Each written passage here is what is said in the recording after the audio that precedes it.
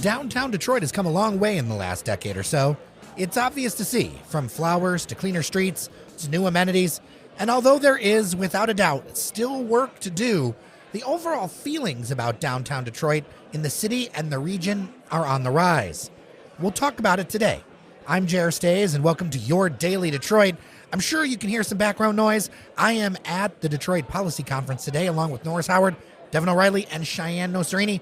We are covering it, getting interviews, and we'll have a special episode on that tomorrow in your feed. But today's conversation is with Eric Larson, CEO of the Downtown Detroit Partnership. And Gina Cavaliere, Chief Community Impact Officer of the Downtown Detroit Partnership and Executive Director of the Downtown Detroit Business Improvement Zone. About what's happening in this heart of Metro Detroit. Thank you to our members on Patreon, patreon.com/dailydetroit, for making conversations like these happen. And let's just jump into it. I am here at Chalet 313 in Campus Marcius Park in downtown Detroit after a briefing from the Downtown Detroit Partnership about their annual perception survey. And I couldn't think of two better people to talk about it than Eric and Gina. Both of you, welcome to Daily Detroit. So good to be with you again. Thank you. Right, we're out of the studio. Last time we caught up, it was in our studio at Tech Town. It's a little cold today. If listeners don't know, I think it's like -3 right now, and somehow we're still functioning. It is cold, but we had a great turnout to not only talk about the perceptions in the 2024 perception survey, but most importantly, continue to focus on what is the community doing right, and ultimately, what are we doing wrong, and what can we improve upon? So that's what today's about. But you're right, we're standing in Chalet 313 in the number one public square in the country, Campus Marcius, and we had a great turnout, and it's fun to be talking with you. Yeah, and on a fun note, if you haven't been down here, the second story view is great. So if you are looking for something this winter, it's fun. This perception survey has been happening, since 2016, correct? And what are some of the key things that you have found this year? Because the NFL draft happened, all this other stuff. The survey covered, I believe, 1,000 participants, statistically significant. You worked with the university to make that happen. What are some of the key things that you found this year? We found that we are on the right track, and the positive impressions of downtown Detroit continue to grow in many, many areas. Our work is on the right track, but we also identified areas where we can continue to grow and improve, and continuous improvement and commitment to excellence is part of our culture, and we're going to continue to do that. I think it's interesting because, as you said, this year, 2024, was a very unique year. We not only kicked the year off with the NFL draft, but we also had a number of other activities. The Grand Prix was back on the streets of Detroit. So we had these really unique opportunities to survey large groups of people, and it's a very diverse group of people. So the draft, we had 775,000 of our closest friends in the city of Detroit over 3 days. 200,000 of those were people that hadn't been to the city of Detroit. They were outside of the state of Michigan. And so our ability to think about that, and so over 75% of those that were here participating in the draft said Detroit was a 10 out of 10 in terms of their recommendation to friends, family, colleagues as a place to come back to, as to think about, actually investing in and to actually participate in. That's a hugely positive reaction to the city of Detroit. We also have over 95% of those polled in 2024 that are saying that we're headed in the right direction. That's an 8% increase over 2018's results. And so not only is it a strong result, it's a result that is continuing to build upon itself. We're not to 100% yet. I think we'll always have things that we can improve. But this information allows us and our partners, both business as well as community, to make informed decisions on what's sort of working. What do we need to continue to lean into? One thing that continues to improve since 2018. I'll note for listeners, we're using 2018 as a benchmark because honestly, the stuff over the pandemic, that isn't really a good statistical weight. You had so many people with disrupted lives and things like that. And the numbers are interesting because if you would include the pandemic numbers, the numbers would have been crazy as far as the improvement. And the question with that would have been, I think, if you included that, it would have not been an accurate representation. 2018 shows much more of what's happening. Am I correct with that? That is absolutely correct. And I think, the interesting thing is we're able to track all of that. So we do see where some of those impacts are. And so one of the things that Gina and the team have done that I think is most remarkable coming out of the pandemic, and your point about what we're comparing 18 versus something that was actually in the height of the pandemic. But one of the things that the data did show us was the need to really be able to respond to some of the psychological issues that are taking place in the city. And so from that data, we have actually added 2 social workers to our ambassador team that are actually out on the streets engaging with people that are trying to figure out better ways to navigate their life.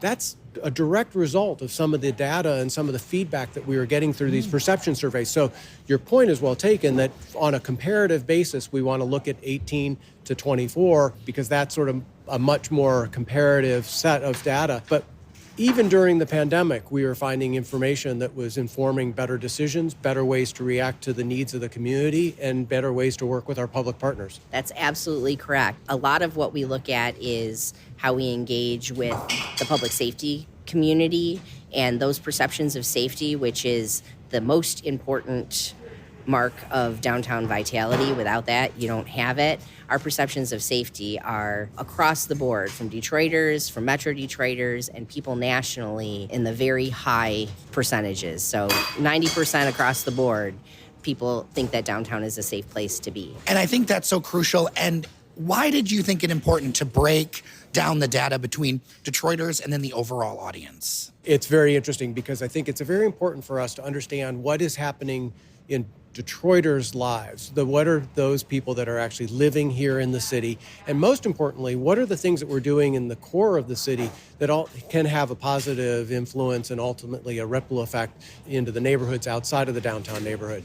If we aren't doing things in the core of the city that are beneficial to the city as a whole, we really shouldn't necessarily be doing them. And so polling that and understanding what is working for everyone in the city of Detroit, what is ultimately lifting the city up as a whole, is very important for us to understand. It also is a direct reflection of the commitment that not only the Downtown Detroit Partnership Board has, but also the Biz Board has in making sure that what is happening in the city, in the downtown, is replicable in other parts of the community. And that is actually very much a part of what we've done. If you look at the work that we're now doing that is very similar to the work that we've done in the core in Live 6, that's a great example of a place that has recognize some of the benefits of the kinds of activities that are taking place in the downtown, and we can continue to expand into other parts of the city. So lots of different ways that this information is important, but we also do need to understand what the region is thinking.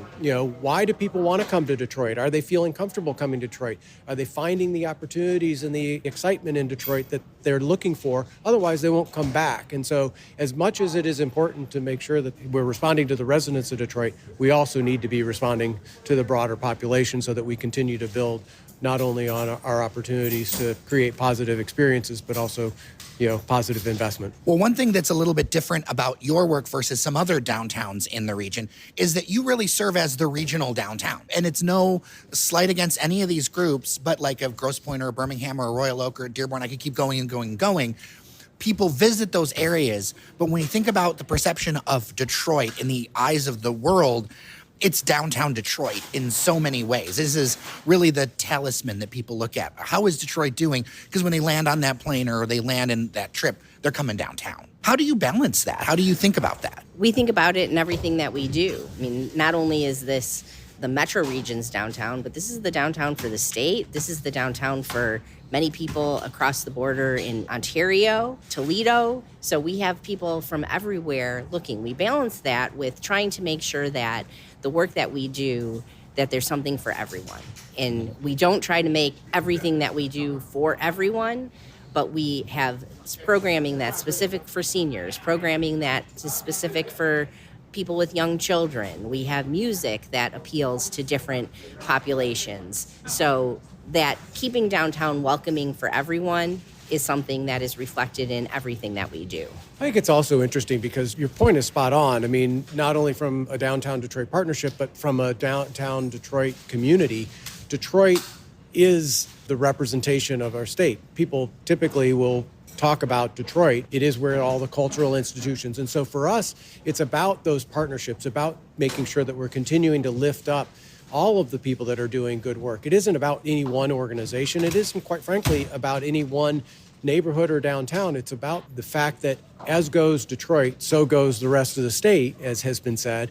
And we have a unique opportunity today to demonstrate Detroit is in a very different position to influence really important decisions that ultimately are impacting in a positive way Birmingham, Dearborn, Lansing, Grand Rapids, All of those are really critical components to the overall health and vitality of our state.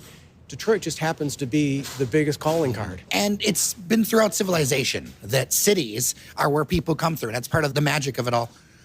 A couple of points in the survey that I thought were really interesting as far as improvements. One was family friendliness. I think that for some listeners might be a little different with the idea that, okay, this is a family friendly. Because look, I remember I was in my 20s once, and I had a lot of fun in downtown Detroit in my 20s, right?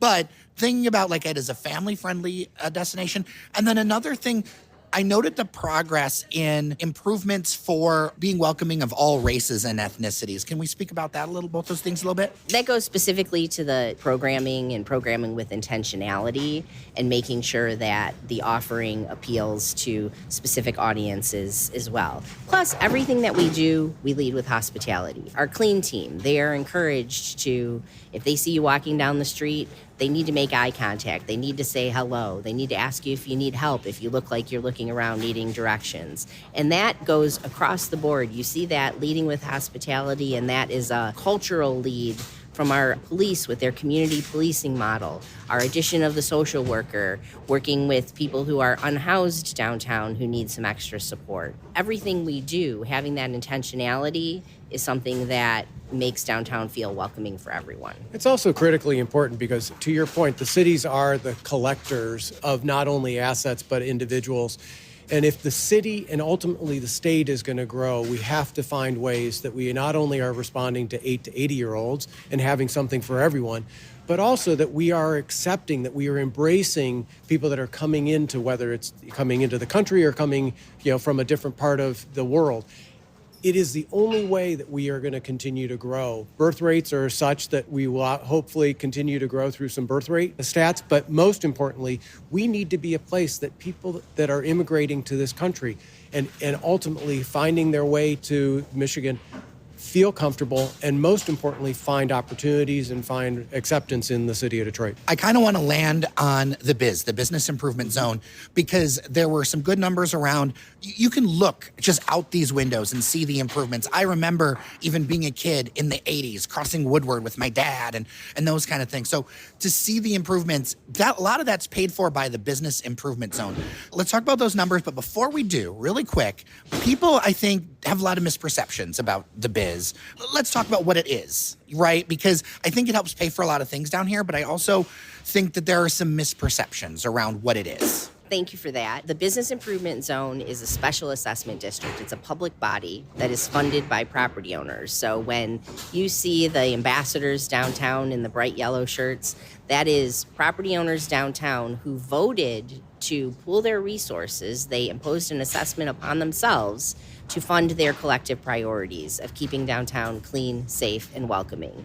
So when you see the beautiful landscape downtown, a lot of that is funded by the property owners, and they're funding it collectively, not just what's in front of their building, but taking care of the entire downtown. The biz was formed in 2014 by vote of property owner, and in 2024 it was expanded for another 10 years by unanimous vote of the property owners. So this is money that's open, transparent, public meetings, and it is people coming together to advance the city. And this is over and above the city assessment, right? So this doesn't take away from the city of Detroit. That's correct. I think that's a really important, it is additive, and it also is intentionally designed not to replace city services. It really is intended to supplement and to expand and to make better certain key aspects of what ultimately makes a clean, safe, and inviting downtown. The other thing is the unique nature of our partnership between the Downtown Business Improvement Zone and the Downtown Detroit Partnership is really unique, because not only do we operate over 18 of the public spaces, a lot of what the Downtown Detroit Partnership does is they invest in the actual capital improvements, whereas the biz is investing in the overall general maintenance and quality of environment. And so the combination allows us to continue to, as you said, make these incredible improvements to these beautiful public spaces and to the ultimate sort of experience that you're having in the core of the downtown, And the unique thing is, this is a formula that is replicable. So Gina has been working on lots of different opportunities to bring this exact same formula to other neighborhoods within the city of Detroit. And that's an important aspect. Now, those neighborhoods, those property owners would have to make a decision. Is that a place that they want to invest and get behind? But the reality is, through the perception survey that we've been talking about today, it's a great way for us to continue to promote that as the community comes together in ways like is represented in the downtown Detroit Business Improvement Zone as well as the DDP. It allows you not only some flexibility to control your environment in different ways, but also the opportunity to have some additional resource that wouldn't normally be there. Well, Gina, Eric, so good to talk to both of you. Appreciate your time. Always great to be with you. Thank you. And thanks for making it through this cold morning. For now, I am Jer Stays. Thank you so much for listening to Your Daily Detroit. Remember that you are somebody, and we'll talk tomorrow.